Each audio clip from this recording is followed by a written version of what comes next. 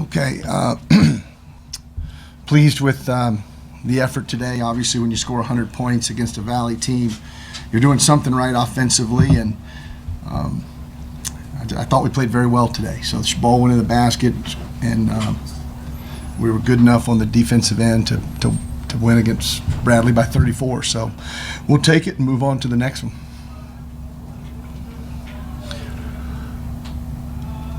Is that it? It was Willis and McDuffie early that scored the first 10 points, and then they kind of took a seat on the bench with foul trouble with Marcus, and then started shooting the ball well from the perimeter. How much is that two-prong thing? How important is that to your team to be able to score from inside and out? Well, it's great. You know, it gives you a lot of options, and we've got the talent and the depth to go 10 or 11, maybe 12 deep. CJ Kaiser looked really good today, so we'll continue to try to develop him and hopefully keep him healthy. And if those feet will cooperate, you know, he missed a lot of time in the summer and the fall, but I just think, you know, we regardless of who we start, it's who's playing well. And we did come out shooting the cover off it. We made the first 3 or 4 jumpers, and then we got some momentum. And but they kept battling. I mean, Brian's team just kept battling and wouldn't give us anything easy. I thought they did a great job, especially on the glass. I mean, a young team like that comes in and is even on the glass, so you know that they're competing. But we have many talented players, as you know. It's the lineups changed 2 or 3 times based on injury and production, but we can go 10 to 11, maybe 12 deep. 25 assists, and 18 of those were from the starters. Has this team been unselfish the whole way through? Has there been something you've had to develop with them? No, they're definitely unselfish. I think there are times when we should shoot the ball instead of pass it. I think sometimes we pass up really good shots for really good shooters to just do the one more pass.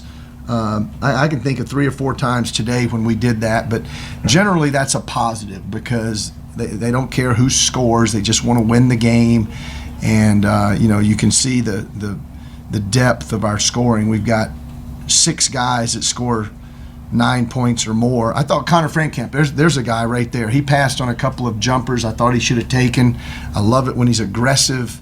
Definitely in the second half, he had one on the right wing, the guard area, right wing, and he should have taken, but he didn't have his feet set, so he kept moving it. But generally, when we shared it the way we did today, something good happened. We scored 34 baskets, so that's a lot of baskets. Bradley kind of packs it in defensively. Was it your intent at the beginning of the game to go with the outside shot and see how that went first? Well, there are times when you look up at their defense and there's 4 guys with a foot in the paint. The one guy's guarding the ball, and then the other 4 guys have a foot in the paint. So it's very difficult to get to the rim. It's very difficult to post feed. It's very difficult to drive the ball, especially early. You have to loosen them up a little bit. And I looked at the film in Southern Illinois, and Southern Illinois just couldn't make a basket. They were 2 for 20-something. It was crazy. I mean, they had some pretty good looks, and Bradley had some good looks. Van Bree, is that how you say his name? Von Bray.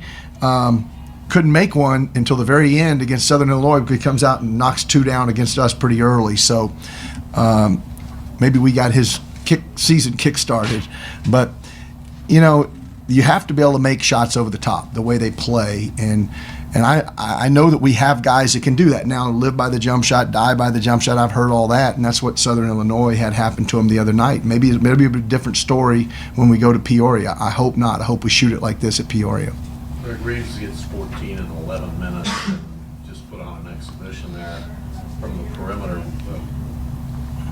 What's he capable of? What do you like about him? Yeah, I know I'm not playing him enough, am I, Bob? Jeez, 14 and 11. I should play him more. Yeah, he had some foul trouble. Okay, cover me on that, will you? Yeah, he's very talented. His big brother's in town today. I was able to meet Spencer with his dad. They played last night, and they drove down. I think they lost to Rockhurst.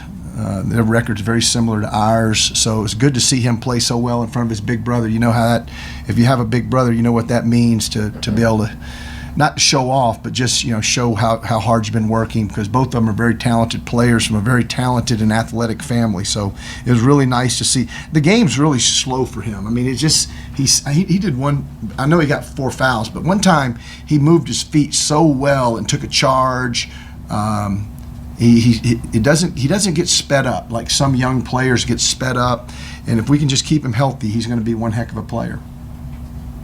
Deshaun's pretty active defensively, especially in the first half. How much did that help get things going? Hey, fought over a ball screen. We're teaching him, to do the tough things and get his hands out of his pockets and get some deflections. He's super, super athletic, and we just need him to continue to be a great defender, take care of the ball. He had too many turnovers today, one sloppy one in the first half in transition, and then he got stripped one time in their press. But he's coming along, and he's a good piece. We really, he and Connor are very different, but they're doing a great job of running the point for us.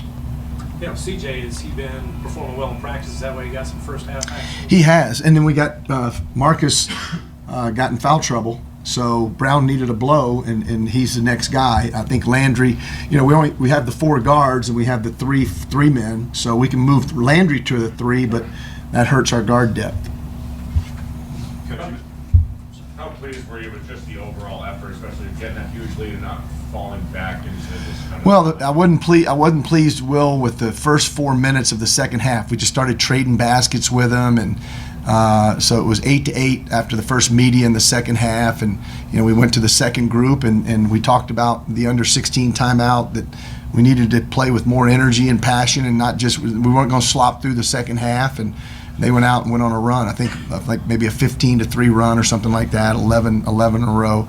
But that gave us the 30-point cushion, and we took it home from there. Did you happen to look up at the end? You were like, man, we might get to 100 in this game. I did see the scoreboard. I thought we were going to easily eclipse 100 at one point.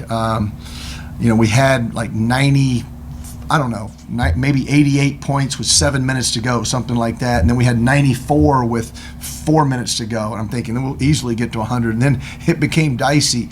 But it's nice. I found out after the game, it's the first time since 1988 that we scored 100 points in a Valley game. So, we got rid of those plotters, Baker and Van Vliet and Wessel, and got some thoroughbreds in here. But no, I'm kidding on that. I hope they tweet me or something. But I love those guys, and we wouldn't be sitting here smiling if we weren't for them, the way they performed.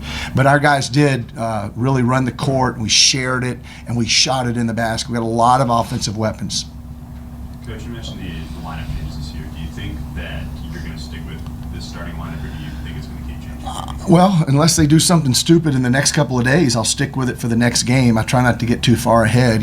College basketball, a lot of things can happen. There's injuries. There's guys just, if they don't give good effort in practice, they're probably not going to start. They know that, and that's why they give good effort in practice, and we rarely have any problems off the court. So these guys are a tremendous group of young men, and hopefully they can continue just to get better. Today was a chance for us to get better. The second half, don't be satisfied with a 22-point lead. Continue to build, continue to grow, and get better. And I think we thought we did that. So these next couple of days in preparing for Drake, we got to find a way to get better every day, and that's our goal. So as long as the first group continues to work that way and continues to strive for perfection, then they'll stay the starters. And if they don't, there's obviously guys that can take their place. When you talk about Austin Reeves, you always say if we can keep him healthy. Yeah. How much do you hold your breath with that? Well, he's obviously his shoulders have been something he's been concerned with. He's had surgery on both of them. It's a concern with everybody. That's why I try to clear the bench as soon as I can, and I always have when games are in hand, because the last thing you want is to have someone go down that you're really counting on with a serious injury and a 30-point blowout. So, but at the same time, you have to be cautious. These guys that are here, and they're highly recruited, and they're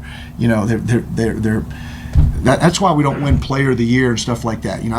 We share the minutes, we share the depth, we share the ball, but in the end, these guys accept it. They don't beef about being pulled. For instance, Zach Brown plays 18 minutes today. Darrell Willis plays 19 minutes, and he hadn't won Player of the Week, or he probably won't win Player of the Year or anything like that. But he's a pretty good player. but it's hard for him to put up the numbers. And so many people that don't see us play see his numbers and compare it to somebody else's numbers who's putting up 20-something shots a game, and they say, well, that guy's better. But, I beg to differ. Does this team come along offensively more quickly than maybe you expected?